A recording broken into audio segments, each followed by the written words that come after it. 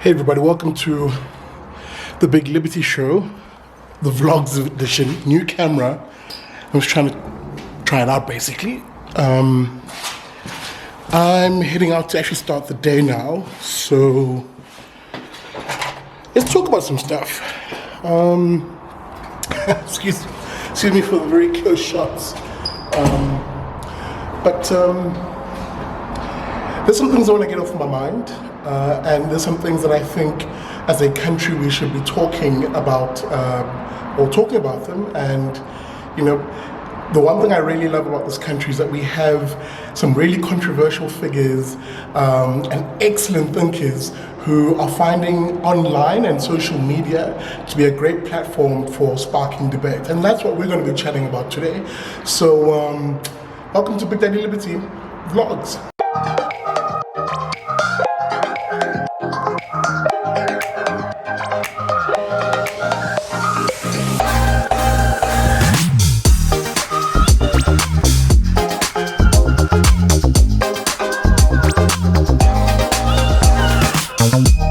It's a wonderful Sunday. I'm looking to go out and have brunch somewhere as I sit and work, as I edit this week's episode of the Big Liberty Show. Essentially, you're beginning to see liberals reclaim the space, the debate, especially given how, which is important, especially given how the DA increasingly doesn't do this as a party. It's up to certain individuals now, you know, me included, and other voices online, Biake Gamini, and you know, these guys who I'll be shouting out in this vlog. But let me not waffle away. I need to drive to somewhere where I can sit and have some coffee and work. And throughout the course of this, we'll be chatting about these, some of the really interesting stuff I've been noticing on social media. Welcome to Big Daddy Liberty Vlogs.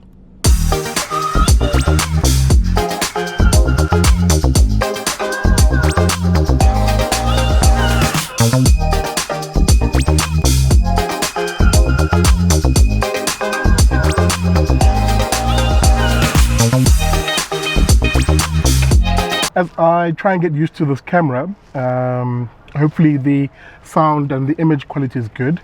But yeah, as I said, this will be a very quick vlog, and at the heart of it is some of the stuff that I've been noticing. Not that I've noticed it, it literally blew up on social media, and that is the conversation sparked essentially by, you know, Helen Zille, you know, having kicked that hornet's nest. She put the logic of those who trade on identity, the identitarians as I call them, she put their logic on them and forced them to ironically and quite amusingly dispel their own arguments simply because they were inconvenient for them. So in other words, a lot of the people who took exception to what Helen was saying did so because they don't believe there's something called black privilege, right? Which is funny because in her use of it, she used the language I always say is exactly typecast to those who advocate and argue that there is a white privilege. And you know, it was just spectacular to watch the woke types, the identitarians, the trendy lefties absolutely lose their mind trying to rebuff the notion of there being a black privilege, amongst other things that were then sort of typified the Twitter conversation around this. And some people just realized how nonsense the ideas were. That was the really funny part. But in terms of my own view on this, and I say this quite a lot as a classical liberal, you know, if you have a theory, a social theory that ascribes a group guilt by association type analysis to your worldview, inherently it will be flawed, because you don't, and it doesn't, take into account the individual. At the end of the day, you may have black people, you may have white people, you may have Indians, you may have Khaleds. These sort of identity markers that were given to us essentially by, you know, colonial and apartheid nationalists, to which we've just carried on today. You may very well have these particular group identities, but it doesn't negate the fact that you are an individual, that you can and often do differ with what is often argued to be the herd mentality or the group thought around these issues. But identitarians don't want that. They oppose that. They would suggest that no, because there are certain aesthetic things about you, your skin color, your race, skin color, race, your demographics in terms of where you grew up, up, your income levels, all these weird and largely identity-based things, they would ascribe, inform who you are. And I don't necessarily believe that. I believe that identity is multifaceted, and each individual shapes their identity based on, yes, external inputs and elements of their identity, but really also who they are as a person.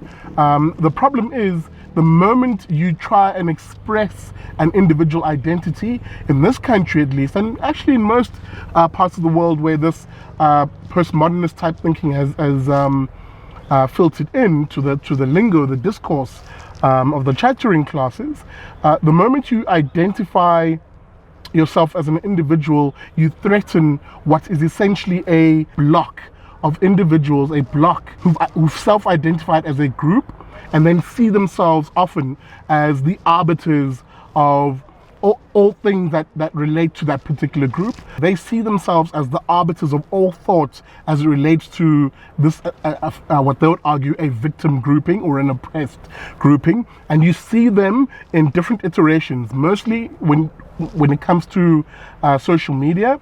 They will be this chattering class, and I call them trendy lefties, and they hate being called that. I'm like, well, that's exactly what you are. You're like this trendy little grouping of leftist identitarians who pine for statist socialism, and you see yourselves as the voice, the vanguard, if you will, of a disaffected grouping, whether it's a black person or any grouping that you've identified based on identity as being a victim.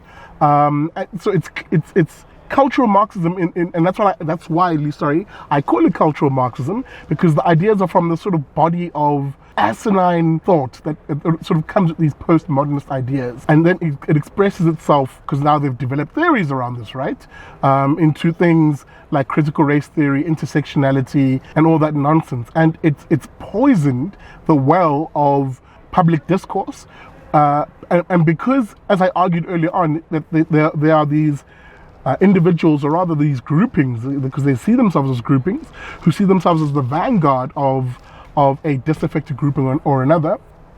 Woe is you who may happen to belong to that certain group just based on a circumstance of your birth, or black, for example.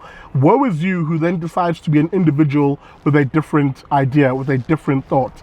They will then bully and coalesce around a very bitter and vile sort of disposition, where they will try and malign you. How dare you, for example, they'll say to me online, for differing with us. It's because you're an Uncle Tom, or you are a coconut, you hate blackness, and all because I have differing views and I view myself as an individual. And in addition, I don't harbor any hatred for any other racial group, because that's another precondition. They won't say it, of course, but essentially, if you look at their language, if you look at their rhetoric, there is an expectation that because you are something, you should be against something else. So because you are black, and this concept of theirs of blackness, you should hate whites or whiteness, right? They're very crafty with their language. You should hate whites or whiteness because it is supposedly oppressing us, right? That is their reasoning. That is their line of reasoning. And that reasoning, poor as it may be, stems from the identitarian ideas, the postmodernist ideas, critical race theory, etc., etc.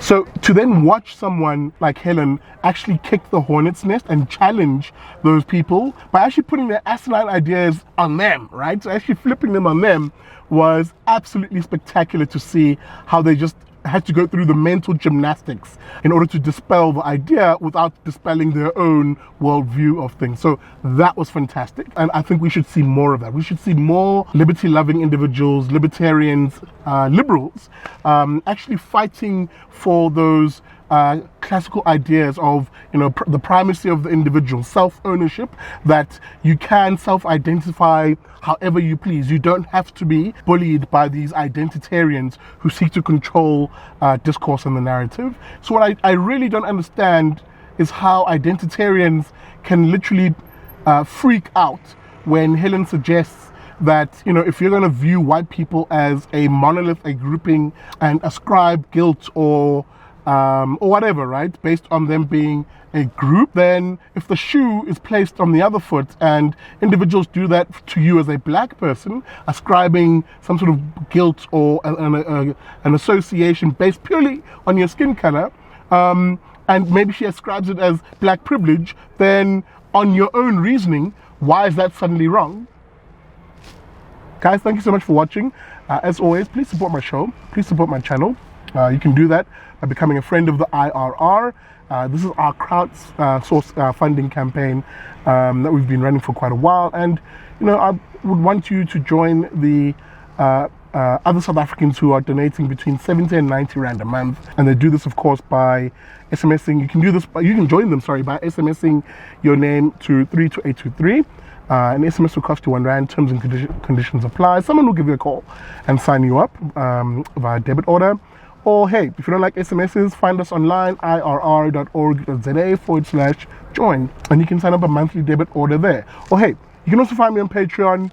Just search Big Daddy Liberty. Guys, thank you so much. I'll see you in another vlog, and hopefully this one looks absolutely fantastic.